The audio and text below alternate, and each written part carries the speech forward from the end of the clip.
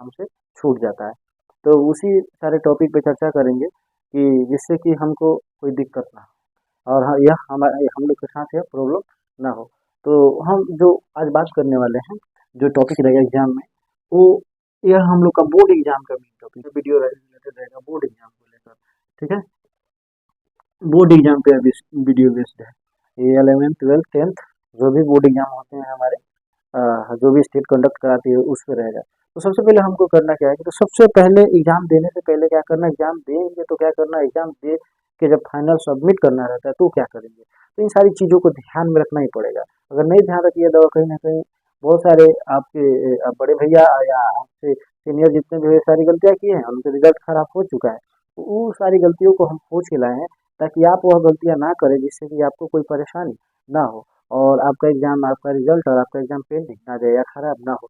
तो उन्हीं सारी गलतियों पे हम चर्चा कर लेते हैं। तो बोर्ड एग्जाम पे जैसे आपका 10th और 12th के जितने बच्चे होंगे इस साल, तो उनका एग्जाम बोर्ड एग्जाम है ही। तो वही उसी टॉपिक पे, उन्हीं सारी टॉपिक को लेके आया हूँ और उसी पे चर्चा करूंगा। तो लास्ट तक देखिएगा और इसको डेफिनेटली अप्लाई करिएगा, जरूर आपको एग्जाम में कहीं ना कहीं बूस्ट करेगा। तो सबसे पहले बाबू अगर बात करें तो आपको पहल का पॉइंट पे ध्यान रखना है। पहल का पॉइंट, ये पहला जो पॉइंट रहेगा, पहले रिलैक्स हो जाना। जो आपका मूड रहेगा ना, मूड रिलैक्स मूड हो जाना, एकदम कोई टेंशन नहीं लेना है आपको। काय का टेंशन, जब साल भर नहीं पढ़ा तो एग्जाम में क्या है कुछ कर लेंगे, कोई बात नहीं। ऐसी बात नहीं है, कुछ ना कुछ तो आप पढ़ के गए होंगे क्योंकि आप मेरे अच्छे विद्यार्थी हैं।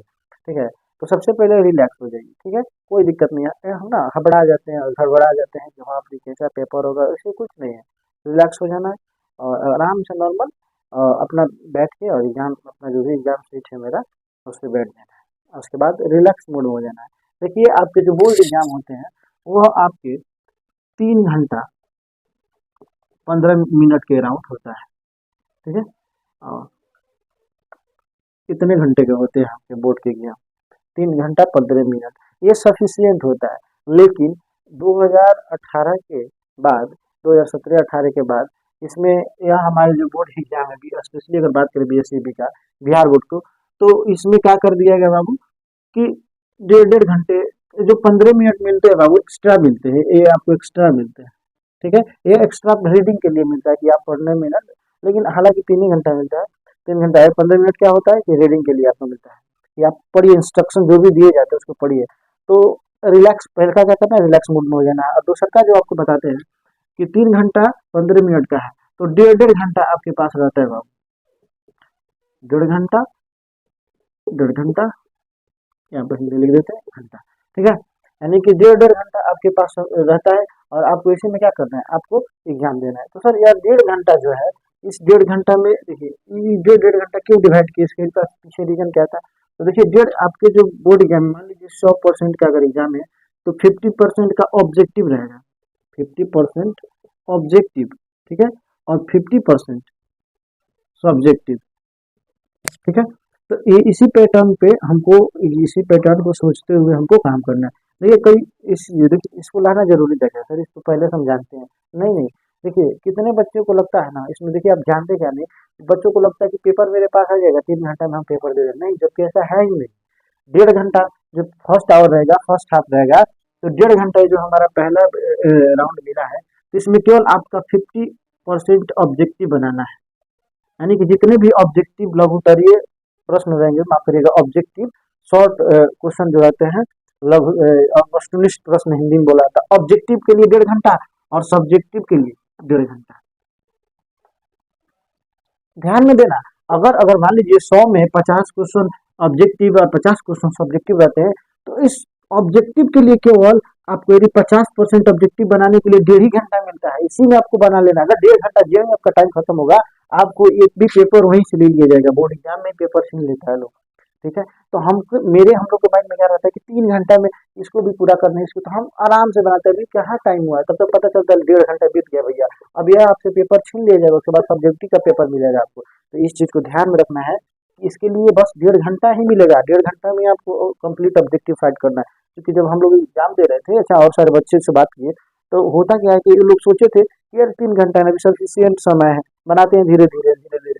लेकिन जब अचानक से पेपर छीनने लगा तो उसी में 100 बच्चे में 2-4 बच्चे ऐसे मिले, उनको लगा कि 3 घंटा भी, तो भैया हम शुरुआत किए थे, सोच रहे थे, पढ़ रहे थे, तो ऐसा काम मत करिएगा। ठीक है, तो इसको 1.5 घंटा बाद आपका पेपर ले लिया जाएगा, और 1.5 घंटा में फिर उसके बाद जब पेपर फर्स्ट आप खत्म हो जाएगा तो 1.5 घंटा में सब्जेक्टिव वाला आपको पेपर मिलेगा, फिर आप पेपर क्या कर देना है, भर देना है। और दूसरे टॉपिक पे बात करें तो आपको फर्स्ट ऑफ ऑल देखिए, दूसरा तीसरा पॉइंट पे बात करें बाबू, OMR जो पेपर मिलेगा, OMR पेपर, उसको बढ़िया से भरना है। OMR शीट जो मिलेगी आपको वस्तुनिष्ठ का फर्स्ट, जो आपको ऑब्जेक्टिव का जो OMR शीट मिलेगा, उसमें रोल कोड के नंबर, जैसे मान लीजिए यहाँ पे गोला गोला ऐसे रहता है, ठीक है, जैसे मान लीजिए 2 3 ऐसे है, ऐसे ऐसे गोला गोला रहेगा।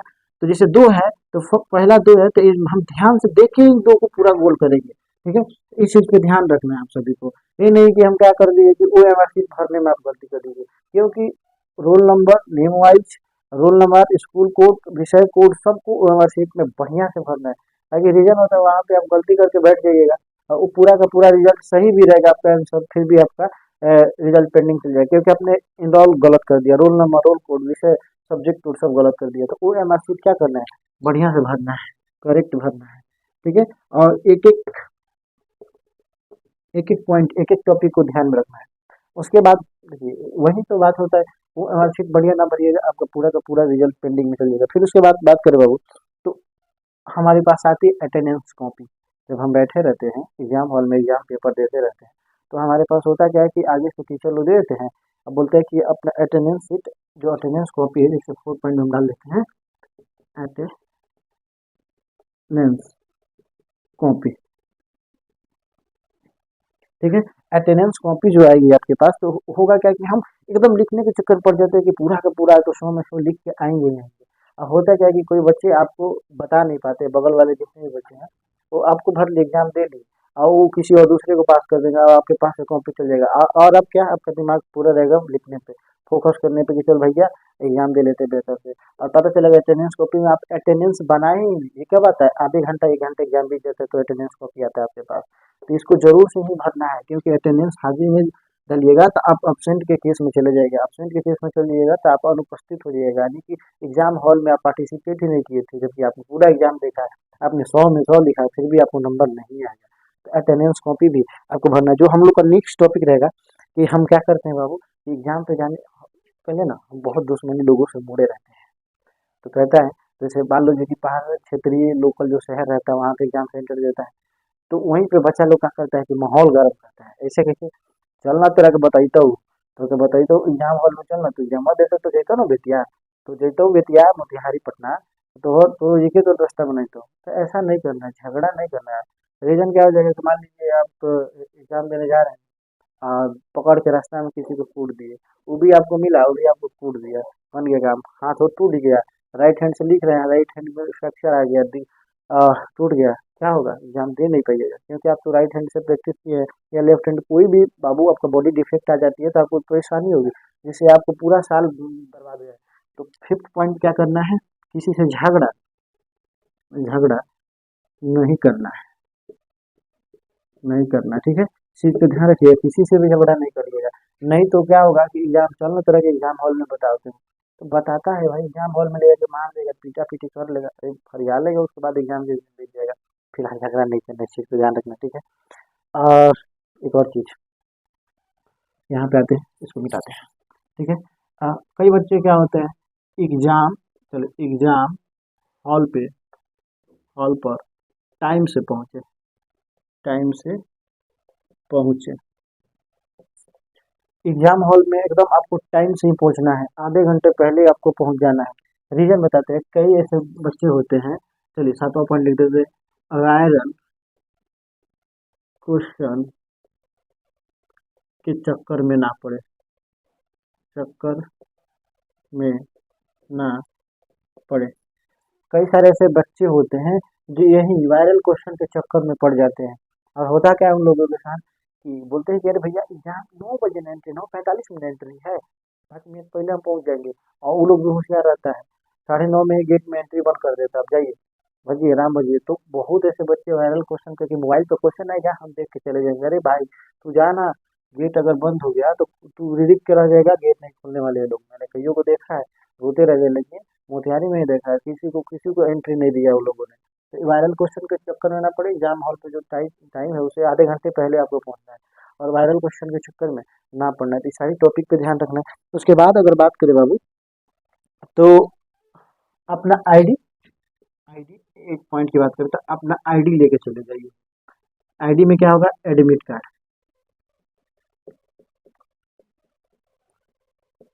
कार्ड, फोटो, फोटो, एक आधार ले लेना, आधार कार्ड। देखो अपना आईडी में ले लेना बाबू, आईडी में अपना एडमिट कार्ड ले लेना, फोटो ले लेना, आधार लेना, और स्कूल की तरफ से अगर कोई दूसरी आईडी मिले रहेगा प्रवेश परीक्षा के लिए, उसको जरूर से जरूर लेके जाना है। इसके पीछे रीजन होता है भाई, देख हम क्या करते हैं ना, हम कई बार जोश जोश में उठते हैं, अब देखते हैं अरे भाई एग्जाम देने जाना है, और ये सारी चीज़ों को अपना सब कुछ ले लेंगे, पता चलेगा एडमिट कार्ड ही नहीं है, सब कुछ ले लेंगे, पता चले कोई आईडी ही नहीं है, फोटो नहीं है, तो वहाँ पे जाके आपको दिक्कत होगी। तो सुनिश्चित कर ले कि हमको लेके जाना क्या है, और इसको ज़रूर से ज़रूर ही एग्जाम हॉल पे और एग्जाम सेंटर पे लेके जाए। आपको आईडी कार्ड में आपका फ़ोटो ले लेना है, आधार कार्ड ले लेना है, एडमिट कार्ड ले लेना है। अगर स्कूल की तरफ से कोई और भी कार्ड आपको मिलता है तो उसको ज़रूर से सुनिश्चित कर ले कि रूम से निकलने से पहले इतनी सारी, वरना आप जाइएगा गेट से लौटा दिया जाइएगा, एग्जाम हॉल में नहीं बैठने दिया जाएगा आपको। तो इस सारी चीज़ों को सुनिश्चित कर ले, ठीक है। उसके जो अगला मेरा हम लोग का बाबू टॉपिक रहेगा, बनाना क्या। अब बात करते हैं कि बनाना कैसे है। तो आप पहले नंबर की, इधर तो हो गया होगा, 9 नंबर पॉइंट है कि मैक्सिमम क्वेश्चन बनाए, मैक्सिमम क्वेश्चन अटेम्प्ट करें, ठीक है। मैक्सिमम क्वेश्चन राउंड बनाना है, मैक्सिमम से मैक्सिमम जितना आपसे क्वेश्चन बन गया। तो उसमें भी देखिए आपसे क्वेश्चन कैसे बनता है, इसके पे हम क्या क्या करते हैं। तो एक क्वेश्चन तीन टाइप से आप लोग बोर्ड में क्वेश्चन बनाते हैं। एक तो आता है, आता है, एक होता है नहीं आता है, एक होता है आता भी है, आता है लेकिन थोड़ा थोड़ा, थोड़ा थोड़ा, ऐसे थोड़ा, ठीक है। तीन टाइप से आपके क्वेश्चन आते हैं आप लोग को बोर्ड के एग्जाम में, एक आता है, एक आता है थोड़ा थोड़ा, एक साफा नहीं आता है। अब देखिए आपको बनाना कैसे है। तो मान लीजिए सब्जेक्ट ऑब्जेक्टिव तो भर के दे दिए आप, सब्जेक्टिव कैसे बनाना। सब्जेक्टिव के लिए मान लीजिए जो पेज है, मान लीजिए 32 पेज का मिलता है आपके पास, कॉपी जो रहता है 32 पेज के आसपास रहता है। तो सबसे पहले देखना क्या होता है कि जो कॉपी, जैसे मान लीजिए यहाँ पे हम एक कॉपी ले लेते हैं कोई सा भी, चलिए इसी को ले लेते हैं। तो आपको मान लीजिए हम कोई मिला कॉपी, इसको हमको पेपर भर के देना है, लिख के सब्जेक्टिव क्वेश्चन देना है। तो हमको क्या करना है, जो सबसे पहले क्वेश्चन आता है उस उसमें से मान लीजिए 10 20 को क्वेश्चन है, तो 10 को जरूर क्वेश्चन डेफिनेटली हमको आएगा। अब 5 को क्वेश्चन ऐसा रहेगा जो हमको थोड़ा इस वाले श्रेणी में जाएगा, आता है लेकिन थोड़ा थोड़ा या गुड़ चेप के, ठीक है। एक वो ऐसा क्वेश्चन 5 को रहेगा जो आपको साफा से नहीं आता है। तो आपको सबसे पहले क्या करना है कि यहाँ पे बाबू क्या करेगा, जो क्वेश्चन आपको आएगा उसको सबसे पहले लिखना है, ठीक है। जो क्वेश्चन आपको आएगा वो पहले वाले फर्स्ट, जैसे मान लीजिए कि ये कॉपी हो गया ना, तो इसमें पहले लिखना है। जो क्वेश्चन आ रहा है तो हम लिख देंगे, ठीक है। अब देखिए हो इसमें यहाँ पर हम समझाते हैं, जो क्वेश्चन आता है उसको पहले लिखना है, और जो आते हुए क्वेश्चन में से 4 क्वेश्चन छांट लेना है, अंतिम पेज से लिखना है, ठीक है। जो क्वेश्चन आएगा उसको शुरू में लिखना है, एकदम साफ सुथरा राइटिंग होना चाहिए, रेस होना चाहिए, कोई कटा कूटा काट कूट नहीं होना चाहिए। और वही बात करते हैं कि जो क्वेश्चन आता है उसको पहले लिखे, जो उसके बाद 4 क्वेश्चन छाँट लेना है, कब?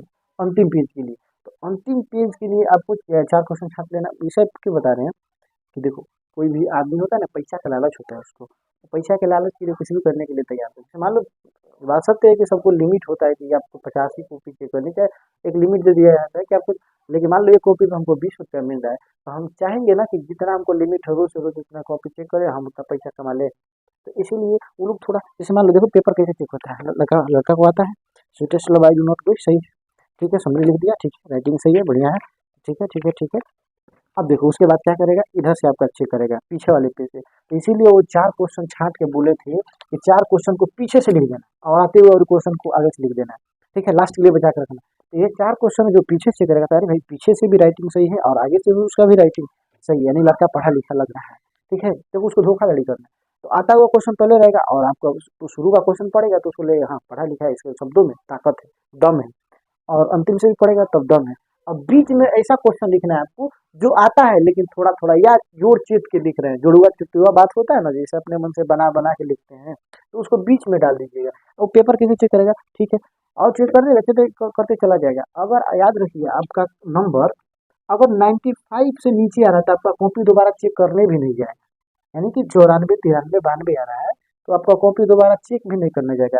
मैक्सिमम मान लीजिए 90 से नीचे आ रहा है तो कॉपी हो गया, आपका नंबर हो गया, फेंक देगा कॉपी। तो ध्यान में रखना है, हमको एग्जामिनर का दिल जीतना है। तो आप पहले आते वाला क्वेश्चन भरना, उसके बाद नहीं आते वाले को क्या करेंगे, मिडिल में लिखेंगे, और 4 गो क्वेश्चन बचा कर रखेंगे आने वाला में से, उसको लास्ट में लिखेंगे। और जोड़ हुआ चित हुआ बात वाले को मीडियम में लिखेंगे। जैसे 32 पेज है, 32 पेज है तो कम से कम हमको 34 पेज प्लस क्वेश्चन को हमको क्या कर लेना है, बना लेना, तभी जाके हमारा पार घाट, हमारा नैया पार घाट लगेगा। नहीं तो आप लटक जाइएगा, ध्यान रखिएगा। तो क्या करना है, देखिए बोर्ड एग्जाम में एग्जामिनर का दिल जीता जाता है, ठीक है। तो वही सब तरीका होता है। तो बीच में मिडिल वाला बात रहेगा, जिससे कि आपको नहीं आता उसको खींच भी सकते हैं अपने शब्द से, अपने शब्दों का भी प्रयोग, क्योंकि अपने शब्दों का प्रयोग करना मतलब उसमें जोड़ जेड की भी बात को लिख सकते हैं। फिर उसके बाद यदि बात करें नेक्स्ट टॉपिक क्या होगा बाबू, तो वही सारी बातें हैं कि कम से कम 24 पेज प्लस लिखना है, तो ही जाके आप इफेक्टिव और एग्जाम में बेहतर 400 प्लस का सपना देख सकते हैं। और 400 प्लस लाने के लिए आपके पास अपनी क्वालिटी भी होनी चाहिए।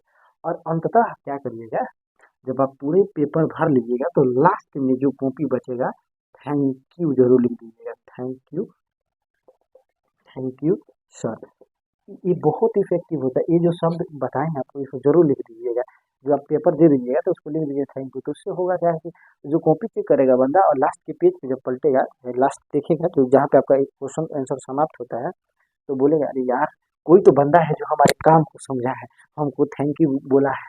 तो वो आपको अगर ये कमजोर बच्चों के लिए, हालांकि आप भी अप्लाई करिएगा, बेटर काम करेगा, ठीक है। तो ये जो है बाबू थैंक यू लिख लीजिए, उसको लगेगा कि हाँ, ये कोई बंदा है जो मेरी मेहनत को समझ रहा है। तो आपका नंबर अगर 5-10 नंबर, अगर 60 नंबर है तो 65 हो जाएगा, 75 है तो 1-2 बढ़ जाएगा, मतलब कुछ ना कुछ बढ़ जाएगा। 90, 95, 80, 85 है तो उसमें तो कुछ नहीं कहा जा सकता, क्योंकि वो अच्छा नंबर है। लेकिन 70 है तो 75 के आसपास जा सकता है, इस थैंक यू लिखने की वजह से। लेकिन मेरे सर थे, उन्होंने बताया कि जानते हो बाबू, हम जब पेपर चेक करने गए थे तो एगो लड़का लिख दिया था, ये सर आप मुझे पास कर दीजिएगा तो हम आपके साले, आप हमको नहीं पास करिएगा तो आप मेरे साले, पेपर वालों ने लिख दिया था। अब बताओ, मतलब ये भी कोई लिखने वाली बात होती है, आप पास कर दीजिएगा तो हम आपके साले, या नहीं पास करिएगा तो आप हमारे साले होइएगा। तो हम सर से पूछे आप क्या किए, तो बोले कौन उसका साला बनने जाएगा, पास कर दिए। तो देखो, कोई मुड़िया मास्टर भेटा जाएगा, पूरा नंबर पे काट देगा, कहेगा कि हमको साला बोला है, हमको नंबर काट देगा। ऐसा ना करना है आपको, ठीक है। कितने बच्चे पैसा घुसेड़ के रख देते हैं, कितने बच्चे उसमें अपना जीवन गाथा लिख देते हैं कि पापा घर से निकाल देंगे, ऐसा ना करिएगा, क्योंकि ये अच्छी बात नहीं है, और ऐसा काम नहीं करता है ट्रिक, ठीक है। और क्या आप मुझे आगे की वीडियो की, अब सर एग्जाम, बोर्ड एग्जाम के बाद हमको लाइफ में क्या करें, किस कंपटीशन एग्जाम का तैयारी करें, कॉम्पिटिटिव कम कॉम्पिटिटिव एग्जाम का, किस कॉम्पिटिटिव एग्जाम का तैयारी करना है, थोड़ा इसके लिए गाइडेंस कर दीजिए। आगे 12th 10th के बाद क्या करना है, क्या ले ITI करे, बीटेक करे, डिप्लोमा करे, IIT करे, नीट करे, बायोलॉजी बायोलॉजी से है, मैथ से है तो IIT करे, क्या करना है, एयरफोर्स का तैयारी, NDA में जाए, या सबसे पहले सिविल सही रहेगा। तो अगर इस पे वीडियो चाहते हैं कि सर बोर्ड एग्जाम 10th और 12th के बाद क्या करें, तो आप हमें कमेंट बॉक्स में जरूर राय भेजिए अपना, जरूर आपकी राय को सुनवाई होगी। बाकी कोई दिक्कत हो, हमसे कोई गलती हो गई हो तो माफ़ करिएगा। आज के लिए इतना ही, अब बाकी आप हमें सपोर्ट करते रहिए, अच्छा लगता है। बाकी अपना अपना हाजिरी जरूर लगाइएगा। मेरे सूरज, दीपू, अतुल, निशा, ऋषिका, अमित, मुंशी प्रेमचंद्र और शिबू बिशु, सब मेरा भाई, मेरा परिवार।